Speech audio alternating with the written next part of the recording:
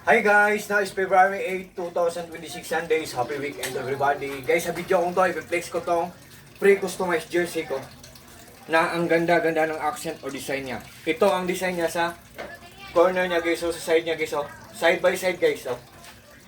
Tapos, kung ano ang gusto niyo ng number, ipalagay niyo guys. Tapos, kung nickname or apelyido niyo, ipalagay niyo din guys. Oh, look at guys, oh. Tapos may nakalagay pa dito na UAEP, oh. Di ba guys? Tapos ang tindahan nila may code name po dito. Yan, code name ng tindahan nila yan. Code name ng shop niya nila yan guys. Yan. Tapos may UAEP pa dito, tapos apelyido natin or nickname natin or pangalan natin or pangalan ng GF natin, tapos number, anniversary natin. Yan. Pre-customized guys, for just only in low price guys. Ang ganda ng quality guys. Tingnan nyo lang guys. Ang ganda talaga. Oh. Oh. Look at guys, oh. V-shape ang neck niya guys, oh. Yan. Tapos ang height ko is 5.7 and 1/2. Tapos ang sando ko, jersey ko is XL ang size niya. Ito guys. XL to siya guys. Oh. UST, University of Santo Tomas. Tapos may nakalagay Petron. Yan. Yan ang nilagay nila dito. Yan. So, yan.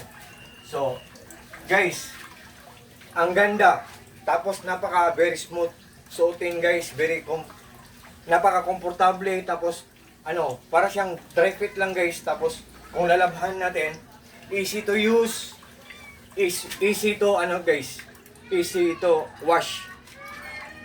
And for just only few hours guys, madadry din siya kung lalaban natin siya. Ang dali-dali lang. Tapos ang mura-mura lang guys. Yan. So, nandyan sa link ko guys ha. God bless us all. Peace. Tingnan nyo sa link ko guys ha. Oh. Ang ganda talaga nito guys. Ang mura-mura lang.